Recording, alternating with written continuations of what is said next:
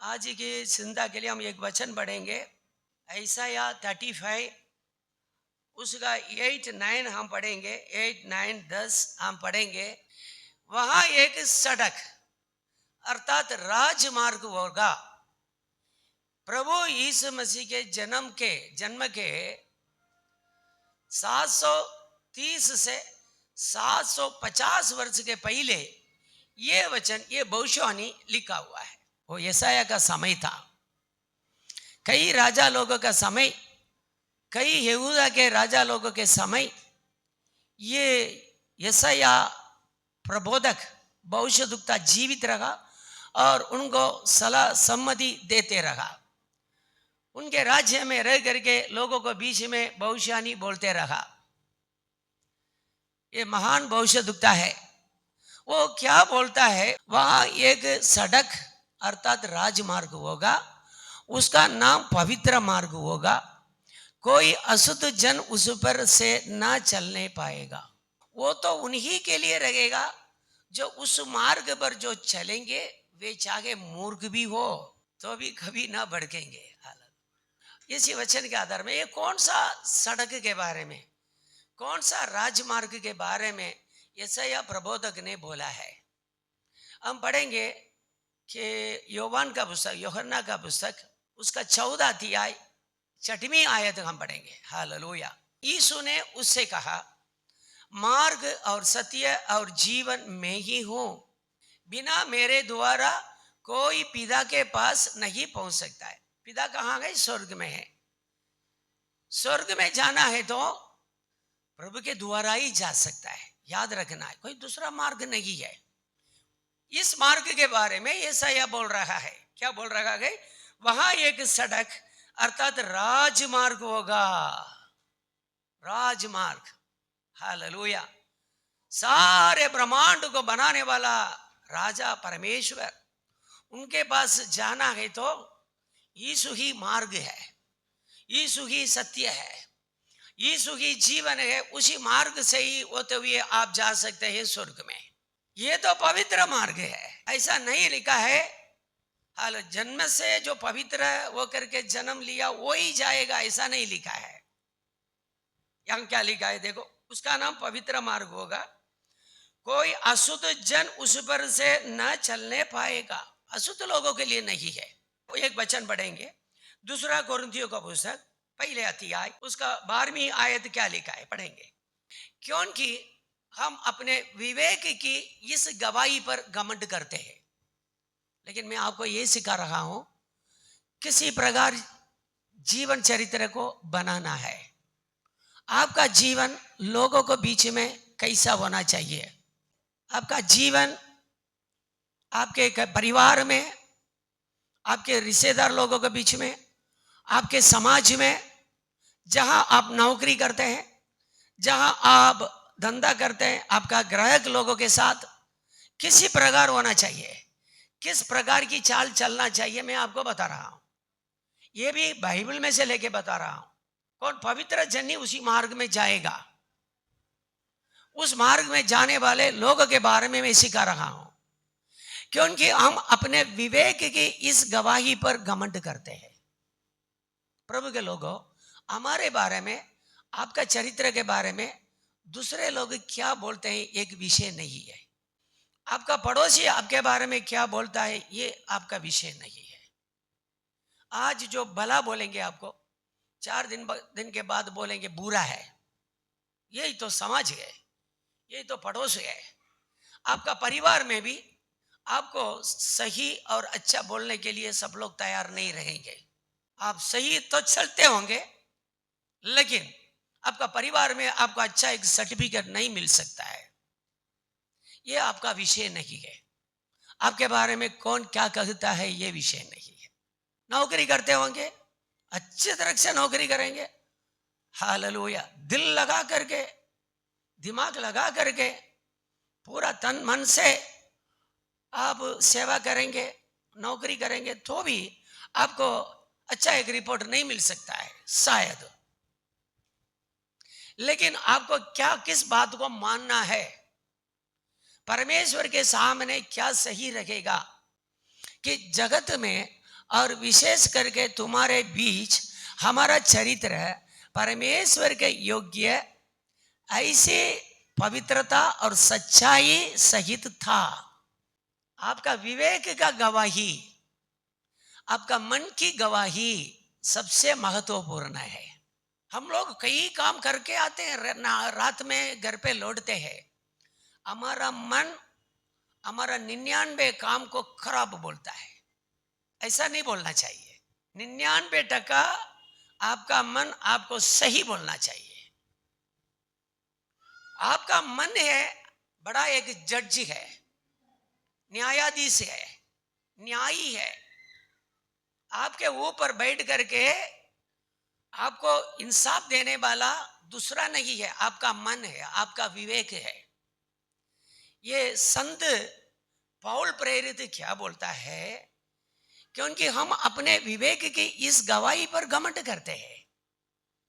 हमारा मन है, मन की गवाही ठीक है, इस पर हम घमंड करते हैं, क्योंकि हमारा मन कभी हमको दोषी नहीं ठहराता है। जो भी काम हमने किया है तुम्हारा बीच में, इनमें से किसी काम में भी हमारा विवेक, मेरा विवेक मुझे खराब नहीं बोला है, यहां हम करके बोलता है। इसका मतलब पौल प्रेरित अकेला नहीं है, उनके साथ उनके साथियों भी थे।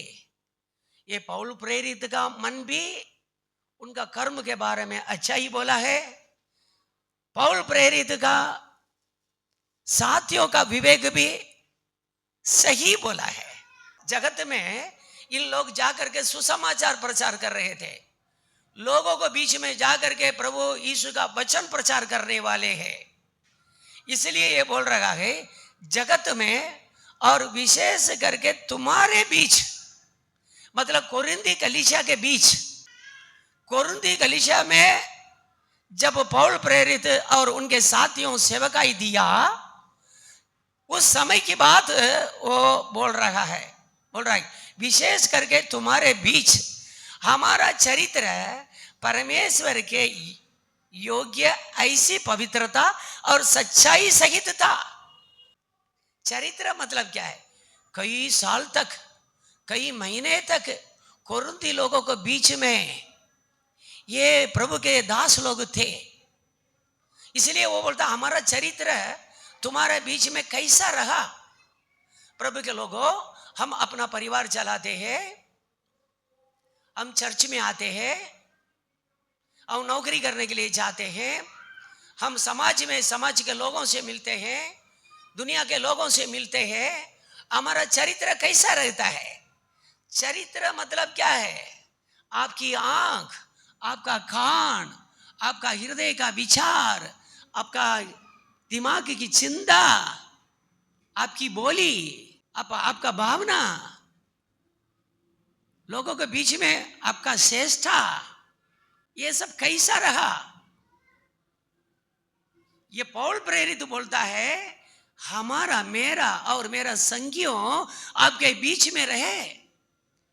इस जगत में भी हम जी रहे हैं, लेकिन हमारा चरित्र परमेश्वर का योग्य रहा।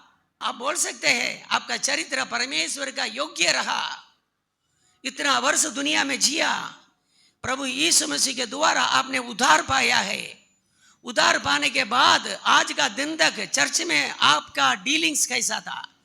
लोगों के साथ, स्त्रियों के साथ, पुरुषों के साथ, लड़के मतलब लड़कियां के साथ, लड़कियां तो लड़के के साथ हमारा व्यवहार कैसा रहा? हमारा मन शुद्ध रहा? परमेश्वर आपको इस कलीसिया में देख रहे हैं, आप कहते हैं परमेश्वर हमको कोई भलाई नहीं किया। आपका चरित्र इस कलीसिया में कैसा रहा? लोगों के बीच में कैसा रहा? आपका विचार कैसा रहा? किस प्रकार का जीवन था आपका? हमारे में कई लोगों को सेवकाई करना है, हमारे में किसी किसी को नंबर 1 बनना है, आगे बनना है, लेकिन पौल प्रेरित बोलता है मेरा और मेरा साथियों का चरित्र परमेश्वर का योग्य रहा, परमेश्वर के वचन के अनुसार रहा। हम लोग परमेश्वर का वचन को अनुकरण करने वाले थे, परमेश्वर का योग्य कैसा रहा, ऐसी पवित्रता और सच्चाई सहित था। परमेश्वर के अनुसार हमारा चरित्र रहा। प्रभु के लोगों, सबसे बड़ी बात है हम कौन सा कपड़ा पहन करके चर्च में आते हैं या समाज में निकलते हैं, या हमारे बारे में, हमारा दौड़ना के बारे में, हमारा दिखावटी के बारे में लोगों का अभिप्राय क्या है, ये नहीं है। हमारा पास कितना है, हम कौन सी बड़ी नौकरी करते हैं, हम कितना कमाते हैं, हम मैनेजर या पटावाला, गरीब या अमीर, ये विषय नहीं प्रभु के लोगों। आपका मन, आपका चरित्र के बारे में क्या बयान देता है। आपका विवेक, आपका मन, आपका चाल चलन के बारे में, आपकी आंख के बारे में क्या गवाही देता है। आपकी आंख के बारे में आपका विवेक क्या बोलता है। आपका मन में क्या विचार आया, इसके बारे में आपका मन क्या कहता है। पहले आप अपना मन से पूछ लो, पहले आप आपका खुद का विवेक से पूछ लो, मैंने सही चला। हम मुंह खोलते हैं तो दूसरे को आरोप लगाते हैं, गलत गलत गलत, लेकिन हम किस प्रकार चलते हैं, हमारी सोच क्या है, दिन प्रतिदिन हमारा विचार में कितना वैरभाव, बदला लेने का भावना। आपका विवेक का गवाही पर घमंड कर सकते हैं। आपका विवेक आपके बारे में एक अच्छा रिपोर्ट दे सकता है। इतनी उम्र तक जी गए आप, इतनी उम्र में आपकी जिंदगी के बारे में 4 शब्द लिखेंगे तो क्या लिखेंगे। आप खुद के बारे में अच्छा नहीं बोल सकते हैं। आप कहते हैं मैं यीशु का मार्ग में हूं, मैं स्वर्ग में जाने वाले लोगों के साथ जा रहा हूं, मैं स्वर्ग का यात्री हूं। ये सब बोलने में घमंड करते हो ना। आज आपके पास जवाब होना चाहिए। आपका विवेक आपके बारे में हमेशा अच्छा कहना है। आप पिछली जिंदगी को जब मोड़ करके देखेंगे और उसके बारे में एक रिपोर्ट लिखेंगे, आपके अंदर कुछ भलाई मिली। हर समय, हर घड़ी में, हर क्षण में दूसरे के ऊपर ही हमारी आंख जाती है। वो मेरे साथ अच्छा नहीं किया, जिंदगी पूरा वो मेरे बारे में अच्छा नहीं किया, जिंदगी पूरा हम उसके बारे में क्या सोचा है, कितना गलत सोचा है। देखो, जगत में जीने वाले लोगों, परिवार के साथ जीने वाले लोगों, समाज में, कुटुंब में लोगों के साथ व्यवहार करने वाले लोगों, और विशेष करके तुम्हारे बीच हमारे चरित्र परमेश्वर के योग्य ऐसी पवित्रता और सच्चाई सहित था। आपका मन आपको सही तरफ से बोलता है। लेकिन अय्यूब बोलता है मेरा मन जीवन का किसी दिन के बारे में भी मुझे दोषी नहीं ठहराएगा। क्या बात है। मेरा मन जीवन का किसी दिन के बारे में भी दोषी नहीं ठहरेगा। हम सोचते हैं कोई पवित्र नहीं है, हम बोलते हैं कोई अच्छे लोग नहीं है। वचन के अनुसार जीने वाले लोग करोड़ों थे, अभी है। हमको भी ऐसा बनना चाहिए। हर घड़ी भूल करेंगे, हर घड़ी प्रभु क्षमा करो, हर घड़ी जो है गिरेंगे, हर घड़ी प्रभु को बोलेंगे प्रभु मुझे उठा लो, भूल हो गई है। ये क्या जिंदगी जी रहे हैं हम लोग। कई लोग बोलते ना हम तो हमारा मन का मालिक है भाई। हाँ? मन का मालिक हो। हम आपसे बोल रहे हैं आपका मन आपका अच्छा कहता है। अरे जब आखिर दिन परमेश्वर के सामने आपका मन नहीं बोल देगा ये जो पापी है मुझे नरक में भेज दो। मन का मालिक बन गया ना आपका मन, आपका विवेक लास्ट जजमेंट में, आखिर न्याय का दिन में आपका विरोध में गवाही हो करके बैठ जाएगा। आपको नरक में भेजने वाले के लिए पहले नंबर गवाही आप खुद हो। इसलिए आपका मन शुद्ध होना चाहिए, आपका मन निर्दोष होना चाहिए। एक निर्दोष जीवन जीने के लिए प्रयत्न करो। एक एक कदम बहुत सोच करके रखो, क्योंकि एक ही जिंदगी है, दूसरी जिंदगी मिलने वाली नहीं है।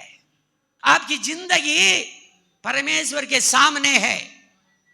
आप परमेश्वर के सामने से कहां भी भाग नहीं सकते हो दुनिया में से। परमेश्वर आपको देख रहा है, परमेश्वर की उपस्थिति में आप हो। परमेश्वर का योग्य ऐसी पवित्रता और सच्चाई सहित रहता है आपका जीवन। और जो शारीरिक ज्ञान से नहीं, परंतु परमेश्वर के अनुग्रह के साथ था। शारीरिक ज्ञान से नहीं। हम लोग पवित्र तो है, शारीरिक ज्ञान से मतलब क्या है मैं आपको बताऊंगा। कोई आकर के हमसे बोलेगा, हम बहुत नम्रता से जवाब देंगे। क्या है? वो गुस्सा से बोलेगा, हम क्या करेंगे? नम्रता से जवाब देंगे, दिखावटी नम्रता।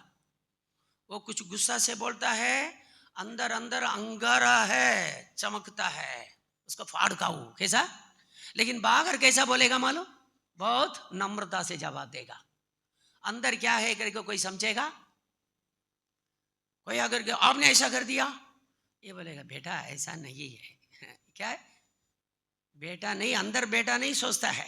अंदर बेटा सोचता यहां तो अंगारा है ना, ददकती है, जला दू करके है। लेकिन वो गुस्सा से बोल दिया, ये क्या बड़ी नम्रता से बोलेगा। ये क्या है? संसारिक ज्ञान से होता है। संसारिक ज्ञान से आप पवित्र नहीं बनना है, सबके सामने अच्छा नाम नहीं कमाने का है। आपको गुस्सा आता है, गुस्सा दिखावा ना। जिनके अंदर सच्चा गुस्सा है ना, उनके अंदर सच्चा प्रेम भी होता है, दया भी होती है। जो दिखावटी गुस्सा करता है उनके अंदर कुछ भी नहीं रहेगा। जो दिखावटी दया, नम्रता, दीनता सिखाता है, बताता है, उनके अंदर कुछ भी नहीं रहेगा। परमेश्वर के अनुग्रह के अनुसार आपका जीवन पवित्र होना चाहिए। मतलब परमेश्वर का अनुग्रह कौन है? प्रभु यीशु मसीह। प्रभु यीशु मसीह कौन है? सच में परमेश्वर होने के बावजूद भी पापियों के लिए बलिदान हो गए हैं। ऐसा ही है, आपके पास कितने भी ताकत हो, कितने भी ज्ञान हो, अब कितने भी बड़ा पैसादार हो, प्रभु यीशु जैसे नम्रता, दीनता, पवित्रता, लोगों के साथ मिलना, छोटे बड़े भेदभाव बिना व्यवहार करना, ये परमेश्वर के अनुग्रह के अनुसार पवित्रता और सच्चाई है। हमारे पास थोड़ा पैसा हो जाए, आ लोग से सूच है, ये लोग तो सूच है, ये लोग कुछ नहीं है। नहीं भाई बहनों, हम भी पहले ऐसे ही थे। प्रभु के अनुग्रह से हम थोड़ा उठ गए। प्रभु के अनुग्रह से हम थोड़ा उठ गए। हम बड़े बड़े नहीं है। आपके पास 1,00,000 करोड़ रुपया भी हो जावे, आप किसी छोटा से छोटा गरीब से बड़ा नहीं है। क्यों? उनके अंदर में परमेश्वर का दिया हुआ एक आत्मा है, एक शरीर है, एक प्राण है। वही तो आपके पास भी है। वही तो दुनिया से जाएगा, आप भी तो दुनिया में जाएगा, दुनिया में जाएगा। आपके पास लाखों करोड़ रुपया होने के कारण आप दुनिया में 5 दिन भी अपनी जिंदगी में बढ़ा सकते हो। अपनी जिंदगी में 1,00,000 करोड़ है आपके पास है, समझो परमेश्वर ने दे दिया है। अपनी जिंदगी में 5 दिन भी अपनी ताकत से बढ़ा सकते हो। ताकत है बोलने के लिए। फिर कौन बड़ा है इस दुनिया में? इसलिए लिखा है परमेश्वर के अनुग्रह समानता बताता है हमको। सब समान है, कोई दुनिया में बड़ा भी नहीं है, कोई दुनिया में छोटा भी नहीं है। हालेलुया। हम सब मनुष्य है। Hallelujah, glory Jesus. सबको मनुष्य समझ करके पवित्रता में और सच्चाई में परमेश्वर का योग्य ठहरना है। आपका मन आपके बारे में यही गवाही देना चाहिए। इसलिए हमने पढ़ा कि प्रभु के लोगों वहां एक सड़क अर्थात राजमार्ग होगा, वो प्रभु यीशु है। यीशु के अंदर रहने वाले जितने लोग दुनिया में प्रभु यीशु को स्वीकार किया है, जितने लोग यीशु को जान लिया है, जितने लोग यीशु के वचन के अनुसार चल रहे हैं, ये सब वो राजमार्ग में है, वो सड़क में है जो स्वर्ग में हमको ले जाएगा। उसका नाम पवित्र मार्ग होगा। हालेलुया। और देखो उस मार्ग के बारे में थोड़ा और भी पढ़ेंगे। यशायाह का पुस्तक उसका 48, 17, 18, 19 पढ़ेंगे। यहोवा जो तेरा छुड़ाने वाला और इस्राएल का पवित्र है, वो ये कहता है, मैं ही तेरा परमेश्वर यहोवा हूं जो तुझे तेरे लाभ के लिए शिक्षा देता हूं। देखो मेरा लाभ के लिए कोई बड़ा आदमी कुछ बोलेगा, डांटेगा, तो भी मैं सुनूंगा ना, मैं सुनूंगा ना। मुझे समझ में आ गया है वो जो भी बोल रहा है मेरे लाभ के लिए बोल रहा है, मेरा अच्छा के लिए बोल रहा है। हालेलुया। समझो ना, टीचर लोग कभी बच्चे को मारते हैं, हमारा बच्चे को मारते हैं तो भी हम कुछ बोलते नहीं। क्यों कुछ नहीं बोलते हैं मालूम? हमारा बच्चे को हमारा टीचर इसलिए मारता है हमारा बच्चे अच्छा सीखे, क्लास में सही तरह से बैठे, इसलिए तो टीचर्स मारते हैं ना। टीचर्स को बच्चे का मारने का शौक होता है क्या? कई जगह में, एक दो जगह में थोड़ा ज्यादा हो जाता है, बाकी सारे टीचर्स विद्यार्थी का अच्छा के लिए सिखाते हैं, अच्छा के लिए मारते हैं।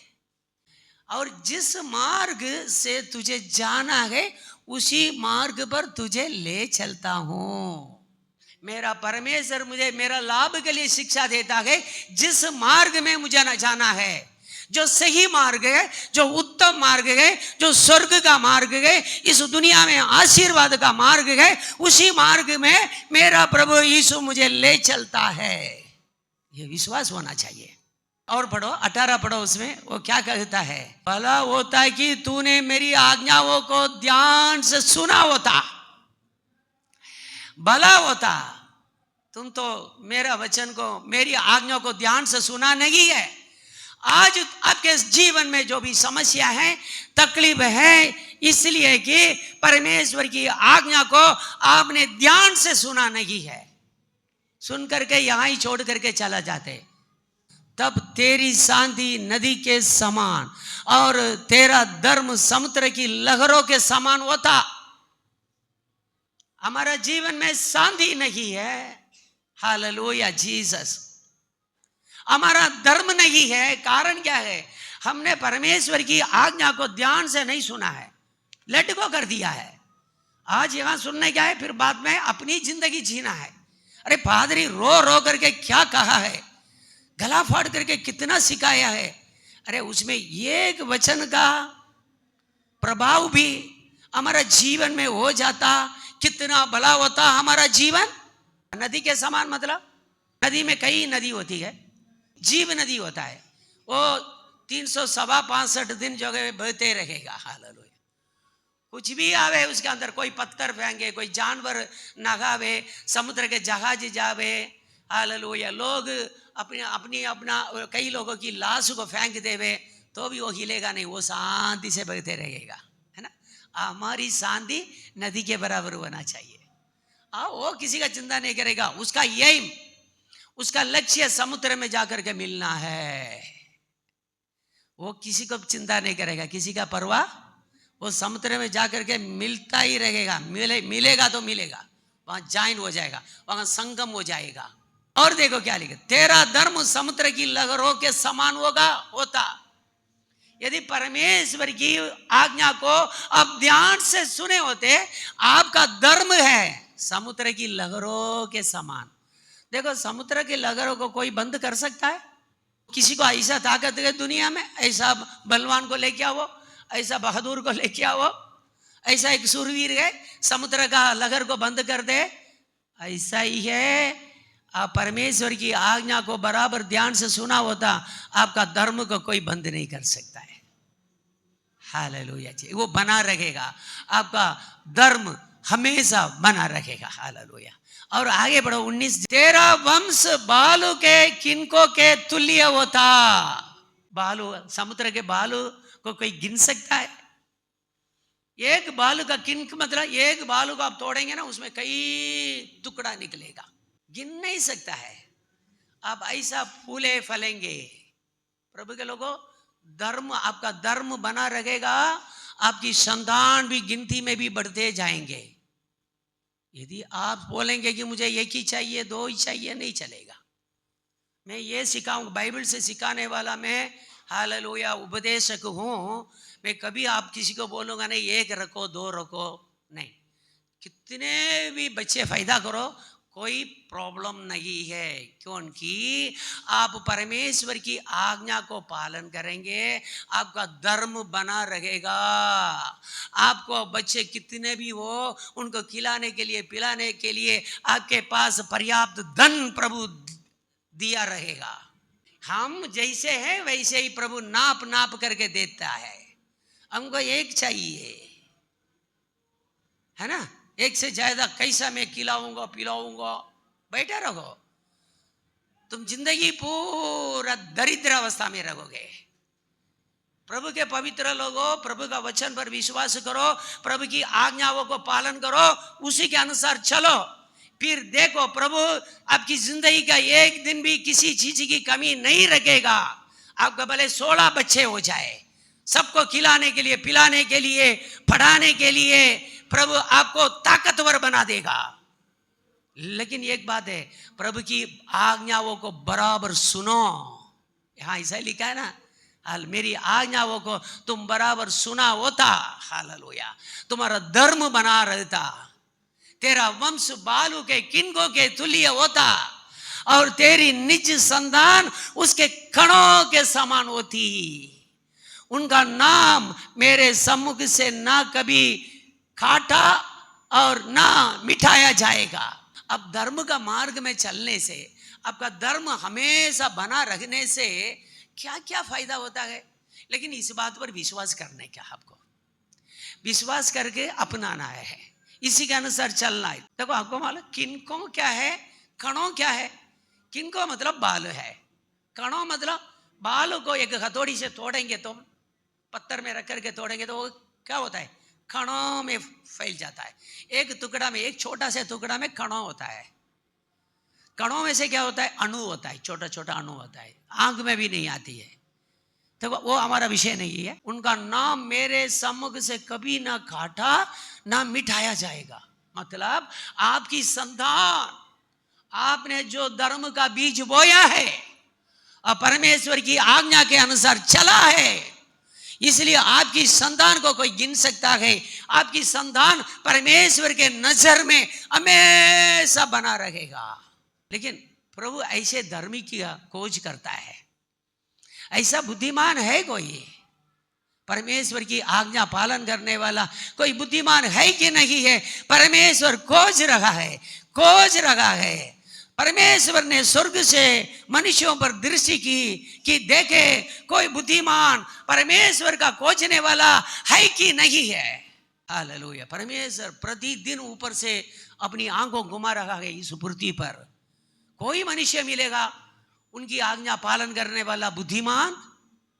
पढ़ेंगे, एक वचन पढ़िएगा, रेवलेशन मतलब प्रकाशित वाक्य 21 उसका 27।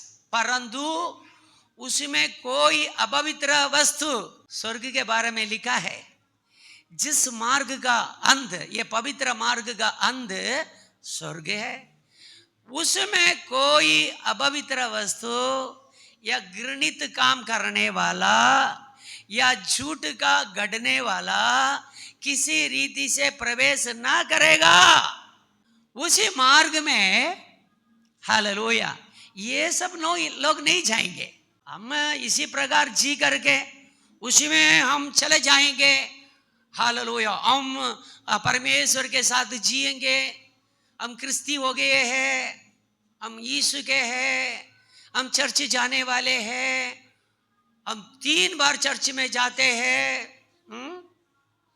हम घर में कुटुंब प्रार्थना करते हैं। अरे आपका कर्म तो वचन का एक अंश का नजीक भी नहीं आ सकता है। कुछ तो शर्म रखो। अपवित्र वस्तु मतलब हालेलुया। अपवित्र काम करने वाला कोई भी स्वर्ग में नहीं जाएगा। बीड़ी पीने वाला स्वर्ग में जाएगा। हाँ? पादरी हजारों बार सिखाता है, ये करते हैं, गाली बोलते हैं, खराब खराब काम करते हैं। हाँ? अभी अच्छा लगते हैं। अभी क्या करते हैं, दिल लगी, क्या है, दिल लगी है, तुलसी, वो ये भाई, ये सब अशुद्ध, शरीर को अशुद्ध मत करो। क्या तुम नहीं जानते हो तुम्हारा शरीर परमेश्वर का पवित्र आत्मा का मंदिर है? हमारा शरीर परमेश्वर का मंदिर है। इसमें नशा चढ़ाने के लिए हमको कोई भी हक नहीं है। हम नहीं कर सकते हैं। हम सब कुछ करेंगे, यहाँ से गलत चीज भी अंदर करेंगे, यहाँ से प्रभु की स्तुति करेंगे, दोनों साथ साथ नहीं चलेगा। एक ही सोता में से, एक ही फाउंटेन से, एक ही कुआं में से मीठा पानी, कारा पानी दोनों नहीं आएगा। ऐसा कोई कुआं को देखा है आपने? इसमें मीठा पानी भी है, कारा पानी भी है। एक साइड से मीठा पानी, एक साइड से कारा पानी, ऐसा होता है? कोई ऐसा सोता को आपने देखा है? थोड़ी देर मीठा पानी, थोड़ी देर गर्म पानी, थोड़ी देर ठंडा पानी, थोड़ी देर खारा पानी, ऐसा होता है? हमारा मुंह कितना खराब है, कभी गाली, कभी चुगली, कभी प्रभु की स्तुति। ना चले प्रभु के लोग। सच के अलावा कोई झूठ बात यहां से नहीं आना चाहिए। आपने सच्चा परमेश्वर को स्वीकार किया, यीशु को स्वीकार किया, इसका निशानी क्या है? यीशु आपका अंदर है तो गलत चीज, गलत विचार कैसा आ जाएगा? गलत चीज के लिए अब जगह नहीं दे सकते हैं, क्योंकि वहां यीशु है। या घृणित काम करने वाला या झूठ का गढ़ने वाला किसी रीति से प्रवेश नहीं करेगा। वो तो परमेश्वर का राज्य है, उसमें पवित्र लोग रहते हैं, परमेश्वर के पवित्र स्वर्गदूत रहते हैं। सिर्फ पवित्र लोग वहां जा सकता है। पर केवल वे लोग जिनके नाम मेमने के जीवन की पुस्तक में लिखे हैं। आपका नाम जीवन का पुस्तक में लिखा है? आपका नाम मेमने का जीवन का पुस्तक में लिखा है? सच्चा दिल से आपने पश्चाताप किया, सच्चा दिल से आपने डुबकी बपतिस्मा लिया, जैसा मेरे प्रभु यीशु ने यरदन नदी में बपतिस्मा लिया वैसा आपने लिया है? प्रभु यीशु मसीह के मार्ग में आप चलते रहते हैं? क्या आपको भरोसा है प्रभु यीशु आपका प्रभु है, आपका परमेश्वर है, वो पवित्र है, आप पवित्र मार्ग में ही चल रहे हैं करके आपका विश्वास है? हालेलुया। ये सब होना चाहिए। प्रभु के लोगों, इस दुनिया के लिए प्रभु प्रभु नहीं बोलो, आपको स्वर्ग जाना चाहिए। आपको मरने के बाद हालेलुया सारे आसमान को पार करके जहां प्रभु है वहां पहुंचना है। सिर्फ पवित्र लोग ही है, जिस व्यक्ति इस पवित्र मार्ग में से चल रहा है वही तो पहुंच सकता है। वहां घृणित काम करने वाला नहीं, अपवित्र काम करने वाला नहीं, झूठ का घटने वाला नहीं जा सकता है। मैं तो बपतिस्मा ले लिया हूं, मैं प्रभु का हूं, मेरा नाम चर्च में है, मैं चर्च का सभ्य हूं, इसलिए नहीं जा सकते हैं। आप याद रखना है, मैं तो लांबा चर्चा गार्ड में 25 वर्ष से सभ्य हूं, 28 वर्ष से सभ्य हूं। जब ये चर्च चालू हुआ तब से मैं यहां सभ्य हूं। नहीं चलेगा। ये आपका क्वालिटी नहीं है, ये आपका क्वालिफिकेशन भी नहीं है जिसके कारण आप स्वर्ग में जा सके। यहां क्या लिखा है?